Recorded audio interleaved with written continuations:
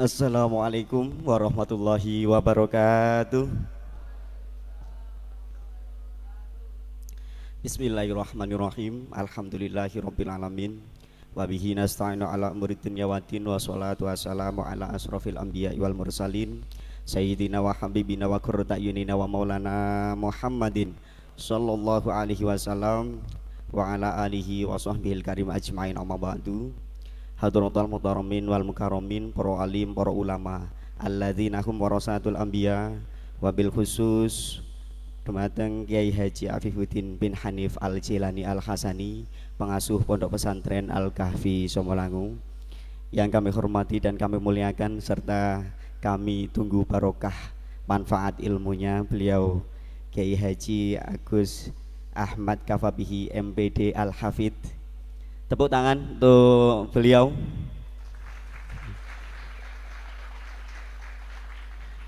Yang kami hormati beliau Agus Lukman Hasan Al-Hasani. Yang kami hormati beliau Sayyid Fauhan Fawakih Al-Hasani. Yang kami hormati beliau Agus Lutfi Fahruddin. Yang kami hormati beliau Agus Fahruddin Nawawi. Yang kami hormati beliau Agus Wajihuddin LC. Dan yang tak lupa kepada semua teman-teman santri dari Kabupaten Kebumen yang saya banggakan. Tepuk tangan untuk kita semuanya. Pertama-tama marilah kita panjatkan puja syukur kehadirat Allah Subhanahu wa taala biqaulina tahmid bilisan alhamdulillahirabbil alamin. Yang kedua kalinya sholawat dan salam semoga tetap tercurahkan kepada junjungan kita Nabi Agung Muhammad sallallahu alaihi wasallam. Alladzi turja syafa'atuhu min yaumi hadza ila yaumil qiyamah. Semoga kita semua tercatat sebagai hambanya, sebagai umatnya yang berhak mendapatkan syafaatnya minad dunya hatta akhirah. Amin Allahumma amin. Baiklah, kami di sini selaku moderator pada acara seminar pagi hari ini dengan tema membumikan Al-Qur'an, pentingnya sanad dalam menjaga kemurnian Al-Qur'an, yang akan disampaikan oleh beliau Kiai Haji Ahmad Kafabihi MPD Al-Hafidh. Tepuk tangan untuk beliau. Oke, kami sampaikan kepada beliau bahwasanya kami di sini santri-santri, ada yang dari santri Al-Kahfi yang mendominan dari santri Al-Kahfi, ada santri-santri dari Al-Hasani, dari Al-Istiqomah, dan berbagai pondok pesantren di Kabupaten Kebumen. Cuma karena memang terbatas, kita batasi untuk pendaftarnya. Jadi ini Pak Gus Ahmad yang terkenal dengan Cak Mat. Beliau ini banyak sekali fan-nya, terutama di Kabupaten Kebumen. Ini adalah fan-fan beliau yang sudah menanti-nantikan beliau hadir di Pondok Pesantren Al-Kahfi Somolangu. Alhamdulillah pada pagi hari ini kita bisa bertemu langsung, kita bisa menatap wajah beliau secara langsung. Ini adalah keanugerahan dari Allah Subhanahu wa taala untuk kita semua. Kasih tepuk tangan semua untuk beliau.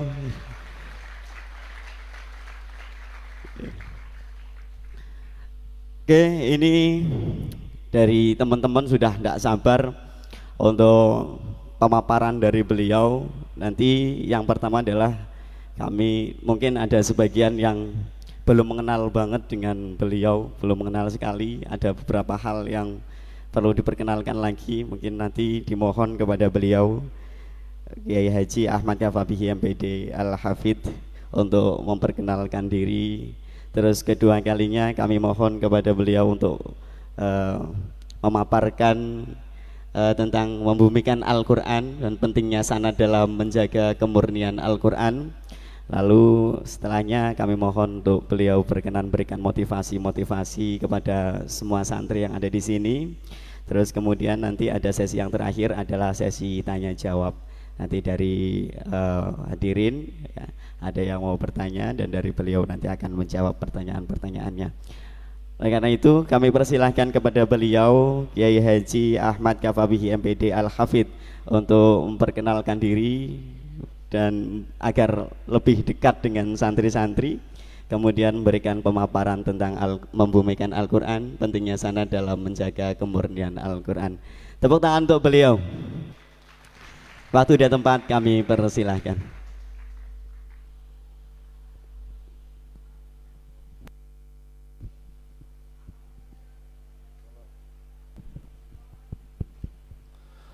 Assalamualaikum warahmatullahi wabarakatuh. Bismillah, alhamdulillah, wassalatu wassalamu ala rasulillah Sayyidina wa maulana Muhammad wa ala alihi wa sahbihi wa mawala.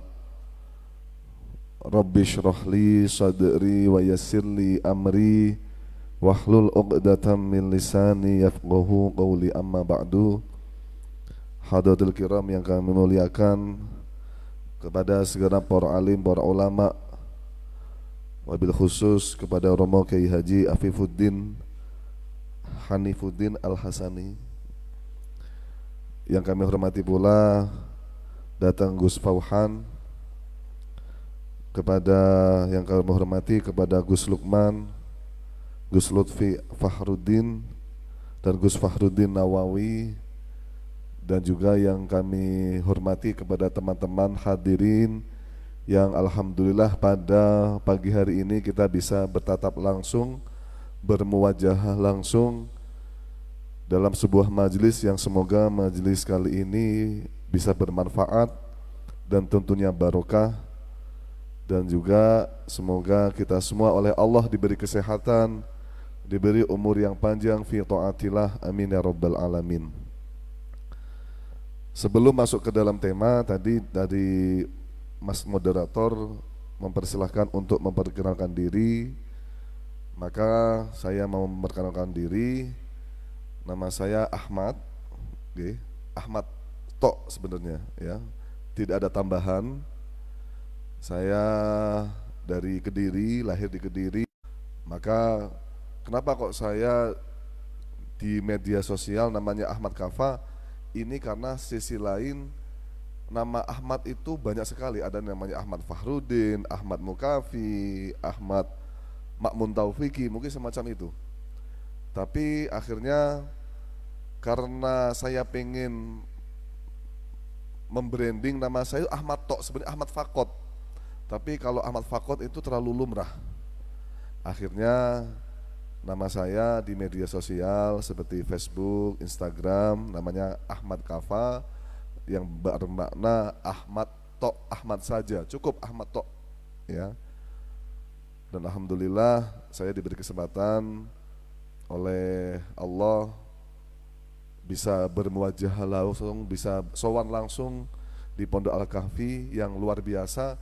Tadi sempat ngobrol, katanya Al-Kahfi ini sudah berusia 5 abad lamanya, luar biasa. Ini berarti bukan pondok sembarangan, penuh barokah, penuh kemanfaatan yang ada di dalam pondok sini. Jadi beruntunglah kalian bisa menginjakkan kaki kalian, bisa menimba ilmu kalian di dalam pondok pesantren ini. Bahkan tadi sempat ada dawuh saking Gus Fauhan, Mbah Soleh Banjarmelati selaku mertuanya Mbah Abdul Karim Lirboyo, Mbah Soleh itu nyambung di Kebumen Al-Kahfi ini dari istrinya beliau, Mbah Soleh. Jadi Lirboyo sama Al-Kahfi Kebumen di sini ini ada hubungan ya, masih ada hubungan dalam segi kekeluargaan ya. Semoga dengan adanya silaturahmi ini saya di Pondok Al-Kahfi ini bisa lebih menjalankan erat tali kasih silaturahmi antar keluarga. Amin ya rabbal alamin. Para hadirin yang dirahmati oleh Allah, tadi dikatakan moderator untuk tema pertemuan kali ini adalah membumikan Al-Qur'an. Kita tahu Al-Quran itu al-mu'jizah al-mustamirah ala ta'aqubil azman, termasuk mukjizat yang mustamirah, yang langgeng, yang abadi meskipun berganti-gantinya zaman. Itu juga sebuah mukjizat yang memang khusus diberikan oleh Allah kepada Nabi Muhammad SAW. Nabi Muhammad diberi mukjizat oleh Allah berupa Al-Quran dan ditunjukkan Al-Quran tersebut kepada kita. Lalu buat apa Al-Quran tersebut ditunjukkan kepada kita? Sebenarnya kita sudah sering membacanya, tapi kadang kita nggak tahu tujuannya apa.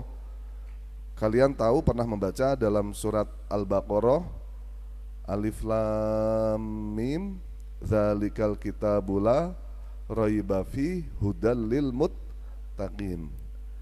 Ini adalah sebuah petunjuk bagi kita semua, bagi orang-orang yang bertakwa. Dengan adanya memakai Al-Quran, ini adalah sebuah pedoman hidup yang harus kita jalani, kita pakai untuk kehidupan sehari-hari. Ketika dalam keseharian kita memakai Al-Quran untuk hidup bermuasyarah kepada yang lain, bergaul dengan sesama, kepada guru dan sebagainya, alangkah indahnya hidup ini. Kita diberi warisan, diberi amanah dari Rasulullah berupa Al-Quran, tidak hanya cuma didelok tok atau dipegang tok, tidak.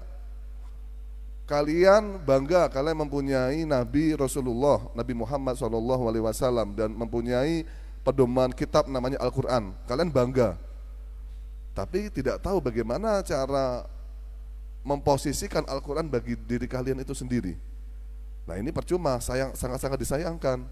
Padahal kitabun anzalna ilaika liyadabbaru ayatihi wa kitabun anzalnahu barakul liyadabbaru ayatihi wa liyatadzakkaru ulul albab.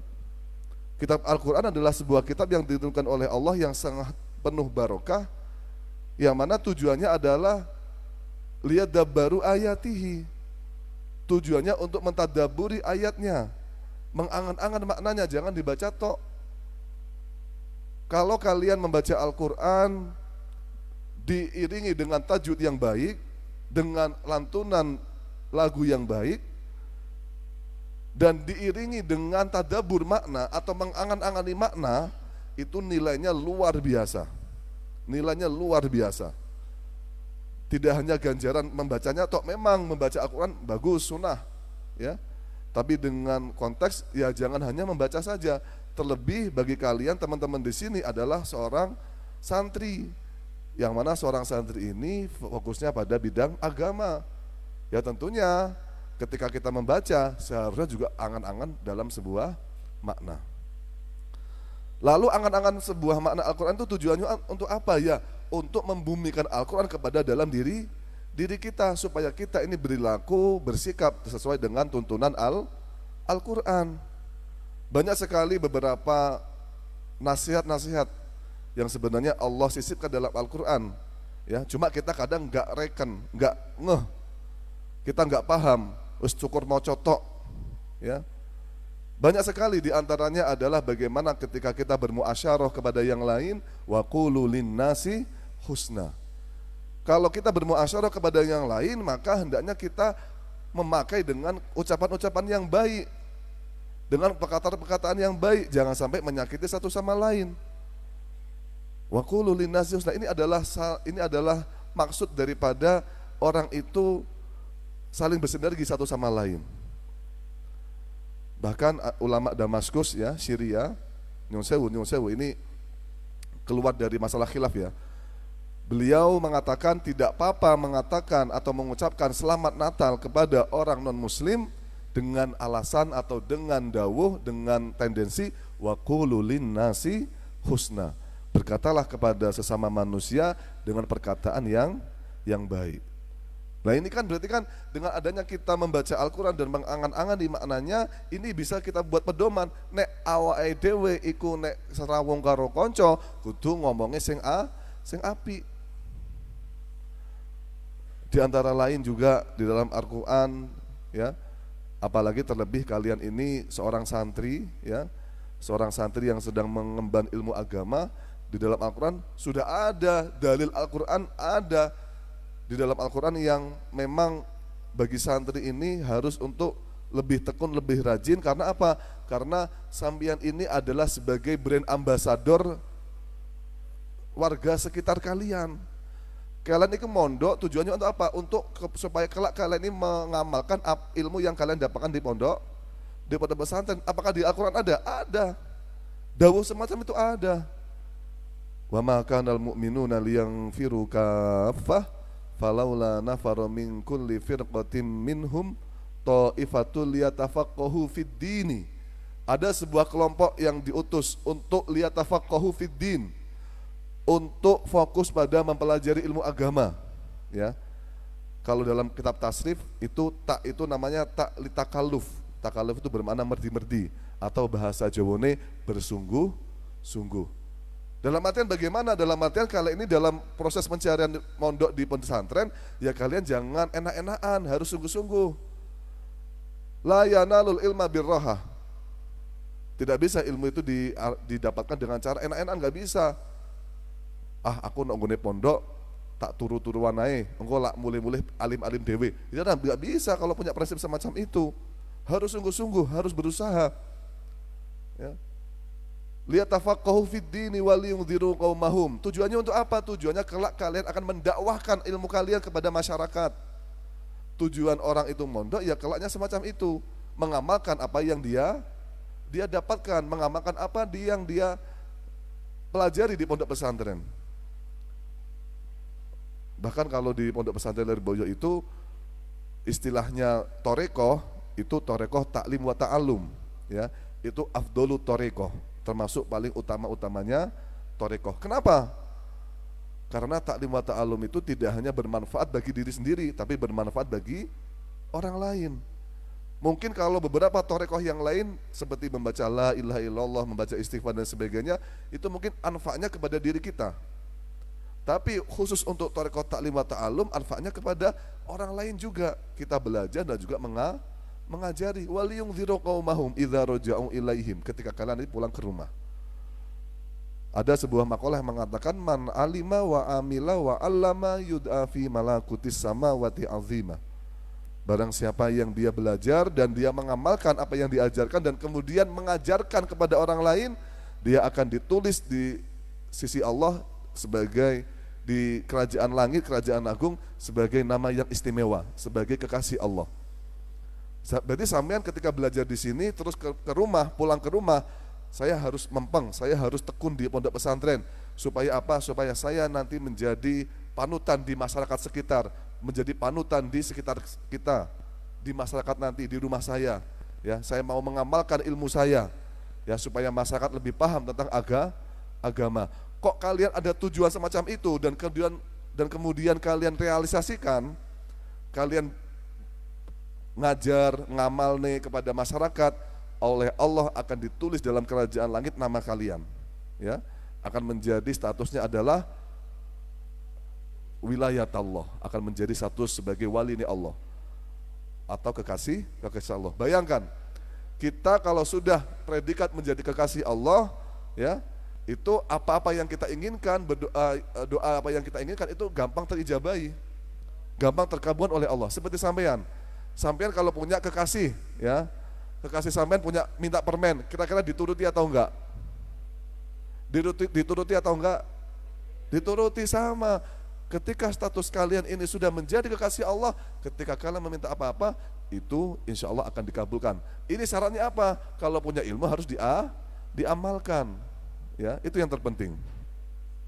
La'allahum yahdharun, supaya masyarakat ini tahu tentang masalah ilmu agama. Ini adalah proses, ya, proses dalam membaca Al-Quran itu tidak hanya kita baca saja, tapi juga kita mengetahui artinya dan membumikan dalam diri kita, ya. Selain itu pula dalam Al-Quran, ya, kalau kalian tahu, Al-Quran itu juga mengajarkan kepada kita, khususnya para santri, ini kalau bisa ini kepada guru-gurunya, kepada kiainya para santri, ini Al-Quran telah memberikan contoh sing bagi santri, ya. Jadi santri kudu nurut kiai, kudu nderek jenenge kiai, kudu manut. Jadi ketika sampean sudah datang ke pondok pesantren Al-Kahfi, khususnya ke pondok pesantren yang lain, maka prioritas yang menjadi keutamaan kalian ini harus manut pada kiai. Gak usah kakek takok nyapa tokok kudu ngene, nyapa kudu ngene, itu bukan wilayah sampean. Itu sudah wilayahnya kiai, bukan wilayahnya sampean. Sampean sepenting adalah manut tok. Makanya santriku manut dulu baru belajar. Ini seperti hanya kisahnya Nabi Musa dan Nabi Khidir alaihi masalam. Ketika dalam surat Al-Kahfi, ya, dikatakan bahwasanya Nabi Musa meminta Nabi Khidir, qala lahu Musa hal attabi'uka ala an tu'allimani mimma ulimta rusyda. Nabi Musa, berkata kepada Nabi Khidir, boleh nggak aku belajar kepada engkau sebuah ilmu rusda, ya, sebuah ilmu, boleh nggak saya belajar di sini? Ya, itu Nabi Musa bilang ke Nabi Khidir. Lah ini salah satu hikmahnya, kelak ketika sampean belajar di pondok pesantren, ya, apa pasaran atau mungkin melanjutkan di pondok pesantren yang lain, maka adabnya itu sampean harus meminta izin kepada kiainya. Kiai, kula nyuwun izine, kula badhe menimba ilmu di pondok ini. Makanya sering terjadi nggih, sampean mondok mesti diantar bapak ibu nggih. Diantar bapak ibu sowan nonggone kiai. Tujuannya apa? Untuk memasrahkan anaknya, meminta izin supaya anaknya diperbolehkan mondok di sini. Ini sudah dicontohkan oleh Nabi Musa kepada Nabi Khidir. Tapi Nabi Khidir agak sedikit kurang percaya. Innaka lan tastati'a ma'iya sabra. Awakmu gak bakal kuat melu aku, hai Nabi Musa. Ya. Awakmu gak kuat awakmu melu aku. Wis tok Nabi Khidir, insyaallah kula kuat. Ya. Qala satajiduni insyaallahu sabira wala a'si laka amro. Wis tok kanjeng Nabi Khidir nggih. Nabi Khidir, jenengan gak usah khawatir, saya akan menjadi pribadi yang sabar. Kula manut apa dawuhe panjenengan. Oke, jadi Nabi Khidir. Qala fa ini tabatani fala tas'alni an sya'in hatta uhdita laka minhu dzikra. Kata Nabi Khidir, oke lah, nek awakmu gelem melu aku, gelem manut aku, selama perjalanan nanti kamu gak boleh kakean takok. Ojo kakean takok. Nggih, siap 86 jarene Nabi Musa. Ya. Nggih, kula mboten akan takok sama sekali. Tapi apa yang terjadi ketika Nabi Musa dan Nabi Khidir berjalanan, Nabi Musa melihat sesuatu yang agak aneh. Nabi Khidir membolongi kapal, membunuh anak kecil, merobohkan rumah. Nabi Musa takut terus iku. Pertama membolongi kapal dari Nabi Musa. Loh, Nabi Khidir atau Pak Guru atau Yai, kok jenengan bolongi kapalnya piye to? Wong kapal api kok dibolongi? Ya to, diomongi ojo kakean takok, kok malah takok iki mau. Oh iya maaf, saya lupa. Kedua, Nabi Khidir membunuh anak. Nabi Musa yuk kaget, loh kok dipateni anak cilik iki piye iki? Pak Yai ku piye iki jarene Nabi Musa. Loh, Nabi Khidir, pripun kok dipateni? Loh ya toh, aja kakean takok. Diomongi sing awal, ket awal aku ngomong sampeyan kudu manut karo aku. Sing ketiga, panggah ngono takok maneh Nabi Musa, ngeyel gak gelem. Akhirnya piye? Nabi Khidir ngomong kepada Nabi Musa, wes qala hadza firaqu baini wa bainik. Ini adalah kesempatan terakhir kamu dan kita sudah pisah. Sorry, goodbye. Jadi Nabi Khidir semacam itu. Wes, gak iso diomongi, angel diomongi ket awal aja kakean takok malah kakean takok wes, mulya, ya. Ilmumu wis entek nek jarene kiai saiki modele ngono, ya.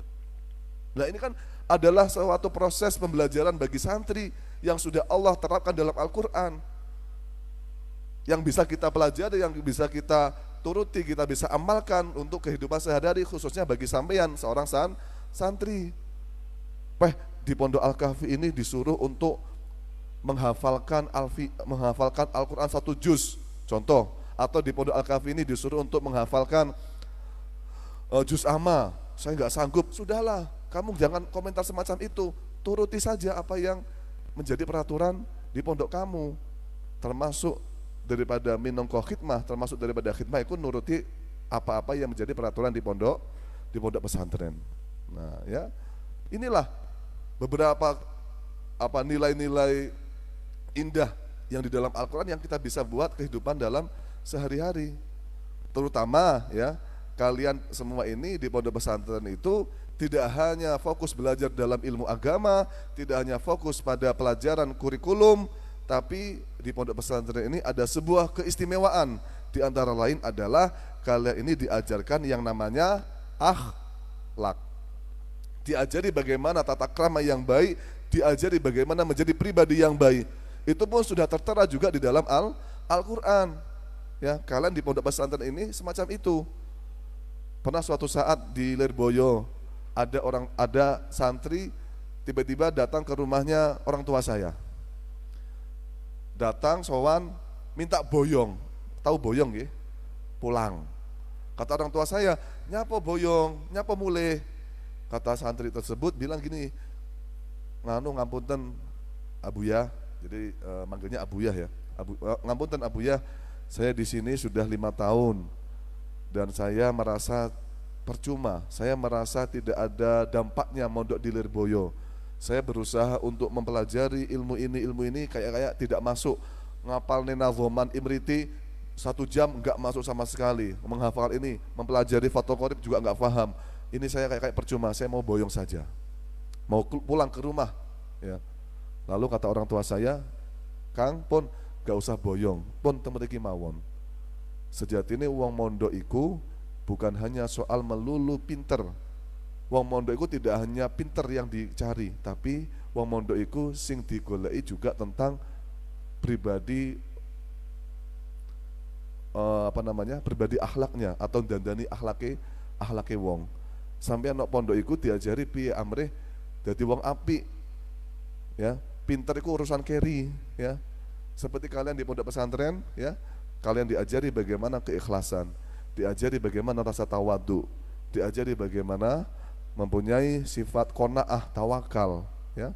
Ini adalah sesuatu beberapa pribadi atau karakter-karakter yang kalian harus punya kelak nanti ketika kalian bermasyarakat. Pribadi tawadhu di dalam Al-Qur'an juga dikatakan waqfid janaha kalimanit taba'aka minal mu'minin. Ya, kalian suruh untuk ngelemesne lambungnya sampean, ngelemesne janahake sampean ya. Belum lagi dalam sebuah ayat pula dikatakan wa idza khatabahumul jahiluna qalu salama. Ketika kalian bertemu dengan orang bodoh, ketemu orang-orang bodoh yang mengolok-olok sampean atau menghina sampean ya, maka ucapkanlah qalu salama ya. Ini adalah pembelajaran yang diajarkan Al-Quran kepada kita menjadi pribadi yang rendah hati, tawadhu, jangan pengen menang sendiri ya. Ini juga bisa kalian pakai di masyarakat. Kenapa? Menjadi pribadi tawadhu ini kalau di masyarakat sekitar sekarang ini sudah tidak ada rasa-rasa tawadhu. Kalau di luar sana semakin dia ini kaya semakin dihormati, leres boten. Seperti di luar sana montore Ninja karo montore Supra cek dihormati ndi? Mobilnya Ferrari karo mobilnya Avanza cek dihormati mana? Semakin dihormati yang lebih kaya. Kalau di luar sana semakin tinggi apa yang dia pamerkan, semakin tinggi apa yang dia punya, dia lebih dihormati. Itu kalau di luar sana karena tidak ada pembelajaran tawadhu. Padahal man tawaddu'a rafa'ahu Allahu darajat. Siapa yang bertawadhu itu akan diangkat derajatnya oleh Allah Subhanahu wa taala. Pembelajaran tawadhu itu dalam diri kalian atau dalam sekitar sampean itu penting. Mumpung kalian di pondok ini sudah pembelajaran tawadhu. Sampean di pondok justru malah semakin tawadhu semakin dihormati oleh sesama. Ya. Bagaimana cara kita dilatih untuk menghilangkan rasa sombong dalam diri kita? Dikatakan dalam Al-Qur'an sa'asrifu an ayati alladzina yatakabbaruna fil ardi bighairil haqq. Ay sa'arfa'u fahmal Qur'ani anil mutakabbirin. Allah tidak akan memberikan keilmuan bagi teman-teman yang di sini atau yang belajar di dalam hatinya masih ada rasa takabur, tidak ada rasa tawadhu ya. Berarti mungkin saja sampean ini kok sulit dalam memahami ilmu, mungkin saja kalau ada rasa sombong dalam diri kita. Dinasihati ra gelem ya. Diomongi Kang, ojo turu wengi-wengi. Enten mboten sing mriki turune kebengen, enten mboten. Sing angel diatur enten mboten. Ada sami kula nggih ya. Lah ini berarti masih ada rasa hikdu, masih ada rasa sombong dalam diri dia. Kalau dia tidak mau dinasihati, padahal ad-dinu nasiha. Ay qiyamuddin bin nasihah, tegaknya sebuah agama itu dengan cara nasihat. Kok bisa? Loh bisa. Loh umatnya kanjeng Nabi khairu ummatin kuntum khairu ummatin ukhrijat lin-nasi ta'muruna bil ma'ruf wa tanhauna 'anil munkar. Umatnya kanjeng Nabi dikatakan dalam Al-Quran katanya adalah termasuk sebaik-baiknya umat. Dikarenakan apa? Dikarenakan saling mengingatkan satu sama lain. Ditegur mau, dinasihati mau. Makanya agama Islam itu jaya karena ketika ada yang salah itu mau ditegur. Kang, ojo bengi-bengi nek ngobrol, wis wayahe turu. Ya. Kok sampean muni ngene, apa to Kang dadak ikut campur urusan urip muni dhewe. Berarti masih ada rasa dengki dalam diri sampean. ilmu akan sulit masuk ke dalam hati yang penuh dengan kesombongan. Maka caranya adalah bagaimana cara untuk menanggulangi semacam itu, ya. Kita bisa menanamkan rendah diri dalam diri kita, keegoisan dihilangkan. Caranya bagaimana? Caranya anggaplah nasihat yang dilontarkan teman sampean, nasihat yang dilontarkan dari orang selain kesampean, itu anggaplah itu dari Allah. Cuma wasilah teman sampean. Oh, iki Gusti Allah iki sing ngomong iki, cuma lewate koncoku. Ya. Kalaupun sampean itu tidak mau atau berontak, ya udah nggak usah ngelawan. Ya. Ini adalah pembelajaran rasa tawadhu juga dalam diri kita. Selain itu juga pembelajaran tawadhu selain menerima nasihat orang lain, di antara lain adalah kita menganggap orang lain lebih baik daripada kita. Ojo paling merasa benar sendiri. Ya. Jangan merasa paling benar sendiri. Biasanya nek roto-roto wong Jobo iku ya disenggol sidik langsung miso. Numpak montore ditikung, langsung gak terima. Iki wong Jobo kayak ngono, ya. Karena tidak ada rasa husnudzon kepada mereka semua. Maka bagi santri ini kayak semacam tadi, karena santri ini adalah pembelajaran karakter yang kelak nanti akan disampaikan atau diamalkan, dicontohkan kepada masyarakat, santri harus pribadinya harus baik, ya. Belajar tawadhu. Selain itu pula pembelajaran santri selain tawadhu juga keikhlasan. Qul ud'ullaha mukhlishal lahuddin. Jadilah kamu hamba yang ikhlas, ya. Wong ikhlas itu sangat abot, makanya ganjarannya surga, ya. Menjadi pribadi yang ikhlas ini penting sekali buat masyarakat. Soalnya apa? Soalnya sok sampean ketika di masyarakat, sampean kon jadi tukang takmir masjid, ge enek bisa rowe, ge enek gajine, enggak masalah, ya. Sampean di masyarakat, ya, ini disuruh untuk jadi tukang tahlil, gak dikiai bisyarah, gak masalah, ya. Karena kenapa? Karena kalian sudah dilatih ikhlas sejak kecil, sejak berada di pondok pesantren, yakni ngelakoni sesuatu tanpa ada pamrih. Tidak ada embel-embel jasa, tidak ada embel-embel uang, gak ada.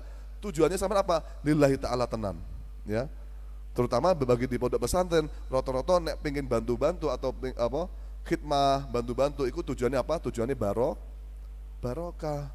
Nah semacam ini juga nggak bisa, rasa ikhlas itu nggak bisa langsung jadi atau tidak ada tanpa pembelajaran itu nggak bisa, jarang. Ikhlas itu juga perlu dilatih. Kayak sampean, kalian dulu nek nggak sholat karo wong tua sampean diapa nih? Dipecut, disabet, ditonyo, dicuit, dijewit, terus berarti mbiyen sampean nglakoni salat iku mbiyen gara-gara wedi karo wong. Saiki piye nglakoni salat dengan sepenuh hati atau dengan kesadaran? Apa karena wedi karo wong tua? Karena kesadaran, sepenuh hati. Kenapa? Ya ini karena pelatihan sejak kecil sampean disuruh untuk nglakoni salat. Awalnya wedi gak masalah. Podo nungguin pondok yang ngono, latihan ikhlas supaya apa? Kalau nanti kalian di masyarakat, ikhlas kalian ini hasil jadi dai yang mukhlis, ya, menjadi pendai yang mukhlis. Sekarang tuh banyak sekali dai yang nggak mukhlis, banyak dai yang komersil, mororono tujuannya oleh bisa roh, terutama di sebuah daerah niku nggih wonten enten Pak Ustad niku nyuwun sewu teng daerah mulai kalau sensor apa daerahnya niku biasane nek enten tiang nyuwun ngerumat mayit, ngerumat jenazah, Pak Ustadz iku biasanya dibisarai 5 juta. Jadi memandikan mayat, mengkafani, terus mentalkin itu biaya 5 juta. Ada sebuah keluarga bapaknya meninggal, datang ke Ustadz tersebut. Ya siap, nanti saya jam 1 ke sana. Perwakilan keluarga itu pulang melewati rumahnya Ustadz B. Dipanggil sama Ustadz B, sini. Kamu dapat biaya berapa, dapat bayaran berapa ke Ustadz sana? 5 juta Pak Ustadz. Ya udah gini saja, sama saya 4 juta, itu nanti saya kasih bonus tahlil 7 hari. Ya, saya kasih bonus 7 hari tahlil. Wes, itu sudah termasuk diskon yang bagus. Oh gitu ya Pak Ustadz ya. Ya udah, kalau tak tang jenengan mawon enggak usah tang Ustadz A tadi. Lah ini kan termasuk komersil dalam segi dakwah. Padahal dalam Al-Qur'an dikatakan ulaikal ladzina ashtarawul hayatad dunya bil akhirah. Jangan sampai kamu menjual agamamu, menjual urusan akhirat dengan urusan dunia. Jangan semacam itu. Latihan ikhlas ya, menjadi dai yang mukhlis. Kalau seandainya kita menemui hal yang semacam itu, contoh kita di rumah jadi kiai, di rumah jadi pendakwah, ya, jadi mudin, jadi apa mana? Jadi ya kan nggak mungkin semua jadi kiai ya, atau yang jadi nopo bupati atau jadi PNS atau mungkin jadi lain sebagainya. Ada teman kita yang jadi sama statusnya, bodoh-bodoh jadi bupati atau bodoh-bodoh jadi kiai ini, bodoh-bodoh jadi pendakwah. Ojo loro ati, ojo merasa tersaingi. Anggaplah kita ini sama-sama berjuang dalam dakwah. Maka Imam Ghazali mengatakan cara melatih untuk menjadi dai yang mukhlis adalah ketika kita berada di sebuah hutan, kita menemukan sebuah mayat, ya, menemukan sebuah mayat, dan mayat itu kan hukumnya wajib kalau kita tok yang ada. Jadi ketika di hutan yang ada kita tok satu orang menemukan mayat, maka hukumnya fardu ain untuk merawat jenazah. Ya, fardu ain, harus dimandikan, harus dikafani, harus dikuburkan. Kita sendirian, kita ngulesi, kita memandikan, kita sendirian. Tiba-tiba ada teman kita yang membantu, kita senang atau enggak? Nah inilah pelatihan menjadi dai yang mukhlis. Anggaplah bahwasanya ketika dakwah kita ini ada yang lainnya atau teman kita ikut berdakwah, anggaplah senang. Kenapa? Karena ini sama-sama berusaha untuk memperlebar atau memperluas dakwah dari Rasulullah SAW. Pelatihan ikhlas itu juga penting di dalam pondok pesantren. Itu juga apakah di dalam Al-Quran juga ada? Ada. Disuruh untuk melatih keikhlasan. Qulidullaha mukhlishan lahuddin. Belum jadi dilatih namanya tawakal, qanaah. Sampai di pondok pesantren umpama menemui makan adalah makannya kurang asin ya. Kira-kira dimakan apa enggak? Lalu makan nasinya atos, tetap dimakan atau enggak? Itu adalah pelatihan qanaah bagi diri kalian semua, ya. Jadi semacam tadi di pondok pesantren tidak hanya pembelajaran ilmu saja, tapi juga pembelajaran tentang akhlak, pembelajaran tentang bagaimana menjadi karakter yang baik. Wa innaka la'ala khuluqin azim. Ya. Kenapa? Ketika kalian nanti berada di masyarakat, kalian diberi oleh Allah kehidupan yang semacam itu, ya harus tawakal, qanaah. Jadi kiai kok gak qanaah, yo gak iso jadi kiai nyapa? Sibuk golek duit, karena gak qanaah, gak tawakal. Wa may yatawakkal 'alallah fa huwa hasbuh. Siapa orang yang bertawakal, dia akan dicukupi oleh Allah. Ya. Itu penting sekali bagi kita.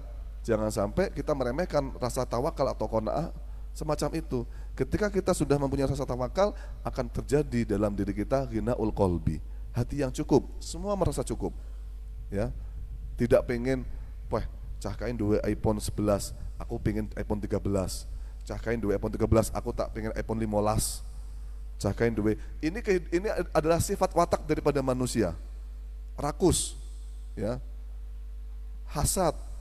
Tapi kalau memang tawakal sudah dilatih sejak kecil, ya, kita akan merasa cukup dalam segi hati kita, ya. Sisi lain, ya, dalam pondok pesantren itu pula yang kita cari, kalian mondok ini tidak hanya semacam itu tadi, tapi juga barokah daripada kiai, ya, ridhonya kiai, ya. Dengan barokah, insya Allah apa-apa yang kalian lakukan ini penuh dengan kemudahan. Barokah itu jundun min junudillah.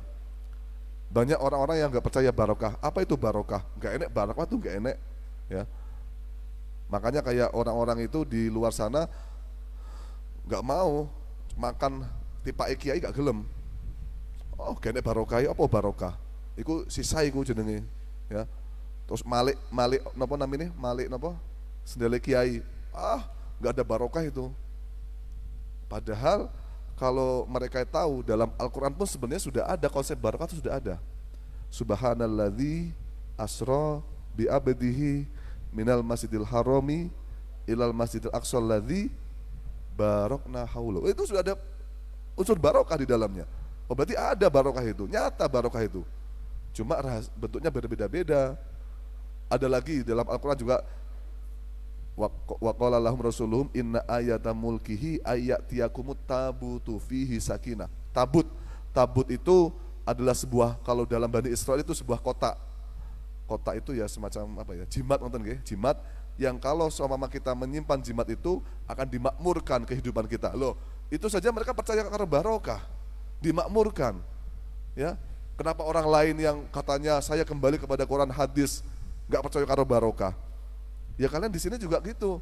Dengan mondok itu ya kalian yang cari barokah. Cuma model malik nih sandalnya Mbah Yai ini kok sudah termasuk unsur barokah. Tidak hanya itu saja. Barokah itu bisa juga termasuk nadhrul alim, nadhrul kiai, delok Gus Lukman, Gus Fauhan, delok tok wae lo. Ya, tapi aja dikedipi, yang delok tok aja dikedipi, delok taruh dikedipi. Takzir engko, ya. Delok. Nadhrul alim itu termasuk minangka barokah. Mendengarkan perkataan orang alim itu juga termasuk barokah. Ngrungokne meskipun sama ngantuk gak apa-apa, sepenting dirungokne. Meskipun gak paham, gak masalah. Itu juga minangka barokah. Luar biasa cara mendapatkan unsur barokah di pondok pesantren itu sangat besar sekali, sangat terbuka lebar, ya. Bahkan kalau biasaan di pondok pesantren itu ada namanya tamaluk. Tamaluk itu berbuat secara berlebihan. Contoh, kiai ini bar minum jadi rebutan. Itu juga termasuk tamaluk. Atau salaman karo kiai ini sing di mol-mol, itu juga termasuk tamaluk, berbuat berlebihan.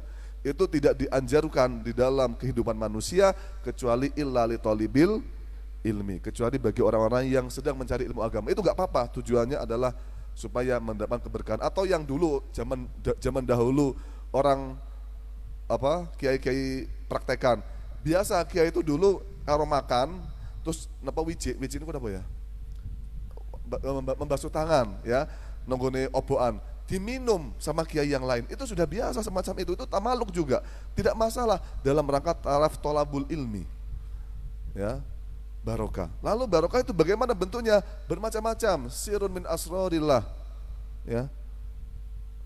Al barokah jundun min junudillah, termasuk dari pasukannya Gusti Allah. Fa idza halat fil mal, ketika barokah itu berada di dalam harta, barokah itu kok sampainya kepada harta kalian, maka oleh Allah akan diperbanyak harta kalian. Aktsarathu. Aku kalau sering derek pengajian, kalau nggak sering derek majelis taklim, kok gak suki-suki toh? Oh, berarti barokahmu gak nunggune harta. Barokah kamu tidak hanya di harta, tapi mungkin saja anak Anda oleh Allah dijadikan anak yang solih. Faidha halat fil jasad, ketika barokah berada di dalam jasad, dalam tubuh, oleh Allah akan diberikan tubuh yang sehat. Kamu kan gak sakit kan? Pak Yai, kulo niku sering derek pengajian, tapi anak kulo yo gak soleh-soleh amat, yo kulo gak sugih-sugih amat. Apa yo dampaknya yo? Lah sampean selama iki pernah loro apa gak? Mboten nate loro Yai, mboten nate kulo nggih gak pakai masker yo gak kena corona, yo sehat-sehat selalu, awak kulo terengginas, bregas, sehat selalu. Ya kuwi barokahmu ya nek kono kuwi. Idza halal fil jasad. Ya. Enek maneh modele barokah fa idza halat fil umri. Umur yang panjang itu juga minangka jadi termasuk dari bagian barokah. Nah inilah ya, barokah itu bermacam-macam bentuknya, tidak hanya melulu soal rizki. Kalian diberi gampangnya golek ilmu itu juga termasuk minangka barokah. Maka salah satu cara untuk mendapatkan barokah ya dengan cara ngeladeni kiai, bantu kiai, ndelok kiai, pokoknya sing hubungan karo masyayikh lah. Ya, ojo nglawan kiai ya. Itu adalah salah satu minangka barokah. Pun mungkin itu saja yang saya sampaikan ya. Oh iya, masalah sanad ya. Ini tadi ada garis kurung sanad. Saya lupa. Pentingnya orang bersanad keilmuan ya. Pentingnya orang bersanad keilmuan. Karena kenapa? Karena ketika kita dihadapkan dengan sesuatu hal-hal yang apa namanya teoris sama musyafahah atau ada guru, maka yang paling utama itu adalah ketika kita memperpegang atau kita berdoman opo sing jarine guru. Seumpama sampean berlatih ilmu di medsos atau di YouTube tidak ada gurunya, ketika sampean salah, siapa yang bertanggung jawab? Siapa yang menjadi tanggung jawab? Gak ada. Iki jare sapa? Jare YouTube. Jare YouTube. Weh percaya kali YouTube. YouTube padahal buatannya menungso, ya. Makanya pentingnya sanad. Kenapa? Laulal isnad laqala man syaa masyaa. Ketika tidak ada sanad, orang akan berkata seenaknya sendiri, ya. Begitu. Jadi harus ada sanad. Cara mempunyai sanad yang baik bagaimana? Ya enek gurune, ya. Ojo sampai belajar sing enek gurune. Nah, barang siapa yang belajar tidak ada guru, fasyaitonu syaikhuhu, maka gurune yo setan, ya. Kudu enek salat nggih. Dan terutama bagi teman-teman di sini para hadirin, semoga kita dijadikan pribadi yang kualitasnya lebih. Tidak hanya kemarin-kemarin kita mau Al-Qur'an cuma mau cotok, tapi yo dilakoni. Kita berakhlak Al-Qur'an, ya semacam tadi lah. Kalau kita tidak bisa ngelakoni sepenuhnya, ya minimal sithik-sithik wae. Sithik-sithik wae piye? Ya dimulai dengan cara ngomong, ojo sampai ngomong sing elek, ya. Terus ngelakoni sing modele ya sekali mau lah, ikhlas sithik-sithik, qanaah sithik-sithik. Pokoknya kalau kita nggak bisa ngelakoni kabeh, ya ngelakoni separuh-separuh lah. Minangka semacam itu, insya Allah akan kita terbiasa dalam melakukan perkara-perkara baik, terutama tuntunan dalam Al-Quran. Itu adalah salah satu cara membumikan Al-Quran di dalam diri kita. Membumikan berarti kan menaruh. Al-Quran kan berada di fil zalikal kitabullah, pakai zalika. Zalika itu kan isim isyarah, tujuannya untuk apa ya? Untuk musyar ilaih jauh. Ya, zalikal kitabullah. Dibumikan, diserap, dibumikan untuk dalam diri kita praktekkan apa-apa yang diajarkan dalam Al-Quran. Ya semoga saja Pondok Santri Al-Kahfi dan yang lainnya diberi kualitas iman, kualitas akhlak sesuai tuntunan Al-Quran dan mendapatkan barokah Al-Quran, dan kita bisa menjaga koorisinal Al-Quran. Nah ini tadi ya, kata moderator, menjaga koorisinal Al-Quran. Inna nahnu nazzalna dzikra wa inna lahu lahafizun. Allah berjanji Allah akan memelihara Al-Quran atau menjaga kesucian Al-Quran. Dengan cara apa? Dengan cara kalian tetap istiqomah membaca Al-Quran, ya. Barang siapa yang tidak pernah membaca Al-Quran, maka hatinya seperti rumah yang kosong, ya. Kal baitil kharab. Ketika maka kiasnya atau sesamanya atau apa padha wae karo omah sing kosong, ya. Iku nek gak tahu di nggoni wong, iku sing dienggoni akeh setane. Padha ketika orang gak pernah membaca Al-Quran, maka hatinya akan dipenuhi dengan keburukan-keburukan yang ada, dengan kemungkaran-kemungkaran yang ada. Sumpah terus, galau terus. Nek galau terus berarti tondone kuwi gak tahu maca Al-Quran. Meskipun sudah hatam, ya. Meskipun sudah hatam. Dalam Al-Quran itu ya, rata-rata nek wis hataman Al-Quran, qul a'udzu birabbin nas, malikin nas, ilahin nas, min syarril waswasil khannas, allazi yuwaswisu fi sudurin nas minal jinnati. Terus balik maneh teng pundi? Al-Fatihah nggih. Al-Fatihah terus alif lam. Iku apa maknane? Faedahe. Nek bar sampeyan ku hatam Al-Quran, aja berhenti tok, tapi balik maneh kok awal terus gak enek jenenge hatam Quran wis sudah tidak ada.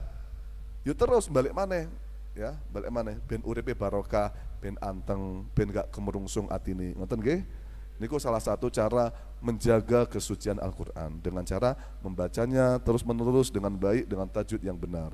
Pun itu saja yang saya sampaikan. Apabila dari awal hingga akhir ada kesalahan penjelasan maupun kesalahan ungkapan, saya mohon maaf yang sebesar-besarnya. Mohon maaf, saya juga meminta doa kepada keluarga Pondok Al-Kahfi, wabil khusus Yai Afifuddin dan keluarga Gus Fauhan, Gus Lukman, sedantene kalian teman-teman, kula nggih didoakan semoga menjadi pribadi yang istiqomah, yang baik, yang saleh, yang tentunya bisa bermanfaat kepada yang lain. Ihdinas siratal mustaqim.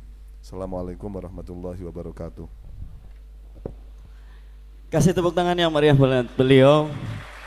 Alhamdulillah, beliau sudah memaparkan tentang membumikan Al-Quran dan pentingnya sanad dalam menjaga kemurnian Al-Quran dengan gamblang, dengan jelas, dan banyak sekali mutiara-mutiara kata yang bisa kita ambil, dan banyak sekali nasihat-nasihat yang disampaikan oleh beliau. Mudah-mudahan kita mendapatkan keberkahan dari beliau, amin Allahumma amin. Oke, masih semangat semuanya ya. Oke, beliau Gus Mat ini selain terkenal karena wajahnya yang rupawan ya, di sosmed ini sudah sangat terkenal beliau ya, di mana-mana terpanjang wajah beliau. Nah, ini juga terkenal dengan keilmuan beliau yang karena kengaliman beliau. Nah, karena itu mungkin bisa diceritakan sedikit Gus, sejarahnya beliau panjenengan ini bisa sampai pada posisi saat ini, bisa menjadi seorang yang ngalim, mungkin perjuangan beliau dalam mondok mencari ilmu untuk memotivasi santri-santri yang ada di sini. Bisa diceritakan sedikit Gus, monggo. Nyuwun sewu, sebenarnya sesuatu yang tampak itu bukan berarti sesuai dengan asline. Kadang sesuai yang tampak di medsos niku nggak sesuai dengan asline. Asline kula niku nggih uraan, nggih nakal, nggih sembarang kalir lah. Niku hanya branding ben ketok apik ngono lho ya. Ya kaya foto nek diedit ben ketok apik ngoten lho ya, sami kados niku lah. Dados kula niku riyen pas mantun tamat SD, kula niku kali tiyang sepah kula dikei pilihan, Ahmad sampeyan pengen mondok, pengen ngaji, opo pengen sekolah umum, gak ngaji. Nek sampeyan milih ngaji, tak biayai buya. Saya manggilnya abuya. Tak biayai aku, tak kei mangan, tak kei duit. Tapi nek sampeyan milih sekolah umum gak gelem ngaji, goleo duit dhewe. Goleo mangan dhewe kerja. Ojo melu nang buya, melu nang abuya. Saya diancam kayak gitu, wah kok bisa tega-teganya orang tua kayak semacam ini. Saya gitu, ya. Tapi ya bukan orang tua durhaka, bukan ya. Kok bisa saya diancam kayak gitu? Aku juga saya nggak bisa cari uang, biar golek dewe-dewe. Terus saya juga apa jenenge ndelok waktu kuwi SMP kakean tawuran ya. SMP zaman biyen kakean tawuran, bos saiki kakean tawuran poga ya. Tawuran, aku yo reso tawuran nek, engko nek tawuran piye iki aku. Akhirnya saya memilih untuk ngaji. Kebetulan ngaji nok pondok dhewe. Dalam artian yo golek sing gratisan lah, ya, golek gratisan. Terus akhirnya ngaji ya. Ternyata setelah berjalannya tahun, saya mengerti kenapa orang tua saya ini mengancam semacam itu, ya. Ternyata dalam konsep zakat fitrah itu ya, orang tua itu mempunyai kendali atau bertanggung jawab. Zakat fitrah anak-anaknya wajib untuk dibayar ketika anaknya mau mondok, anaknya mau belajar ilmu agama. Dan orang tua wajib wajib menafkahi anaknya ketika anaknya mau belajar ilmu agama. Tapi kalau anaknya tidak mau belajar ilmu agama, orang tua tidak wajib, hukumnya sunnah. Berarti apa yang tadi diancamkan kepada saya itu benar. Berarti nek seumpama sampean kok di rumah gak gelem mondok, kok wong tua sampean muni, wis le kowe moro nang kandang wedhus kono. Aku gak butuh awakmu, kowe nang kandang wedhus kono, karo wedhus karo sapi. Orang tua sampean bener. Ya. Jangan sampai orang tua saya durhaka, orang tua saya durhaka, enggak, itu bener itu. Sampean gak gelem mondok, kok karo wong tuane dideleh tempat wedhus, iku bener 100%. Nah ini, setelah itu saya mondok di Lirboyo ngaji sampai tamat, karena memang harapan daripada kakek saya Mbah Mahrus itu supaya ditamatkan di pondok pesantren, dimaksimalkan di pondok pesantren, ojo setengah-setengah ya. Saya tamatan dengan Yai Ali Makmun Taufiki atau terkenal namanya Yai Banteng ya. Nanti kalau pengen tahu, nanti orangnya di dalam kantor pakai baju hitam. Bisa, itu guru saya itu. Dulu saya belajar di Lirboyo dengan beliau, sorogan sama beliau. Beliau dulu Rois Am, kalau di Lirboyo itu Rois Am. Terus setelah di Lirboyo, saya mikir, aku mondok gak tenanan, masuk mondok nang Lirboyo dhewe, gak tirakat iki. Gak tenanan iki, gak riadoh iki. Akhirnya saya mondok melanjutkan di Pondok Tegal. Pondok Darul Quran Al-Islami Tegal. Ndalah yo pondoke palike dhewe, tapi yo mondok tenanan iku ya. Nyuci dhewe, nyetrika dhewe ya. Turune yo nang nggone ndi karpet biasa, gak kena kasur, bantale kadang bantal serban, ya biasa kayak ngono. Mangan ya saeneke dhewe, ya. Saeneke dhewe, bukan saeneke dhewe, saeneke dhewe. Ya. Pun, gini ku untuk napa? Untuk perjalanan hidup saya kados niku. Sehari-harinya ya kula nggih mangan turu pun niku mawon, ya napa malih, ya. Mangan turu pas nikah, bar nikah nggih ngoten mawon, ya. Terus apa kegiatan setelah nikah? Ya apa maneh nek gak kelon bareng. Nah, ya ngoten nggih. Duwe bojo ya dikeloni, nek gak dikeloni ya percuma. Sama nembe tuku apa? Nembe tuku motor gak ditumpaki percuma, ya mubazir. Nggih, leres mboten? Leres, nggih. Mungkin niku mawon yang saya sampaikan. Oke, terima kasih kepada beliau yang sudah memaparkan perjalanan beliau dalam menggapai sampai saat ini.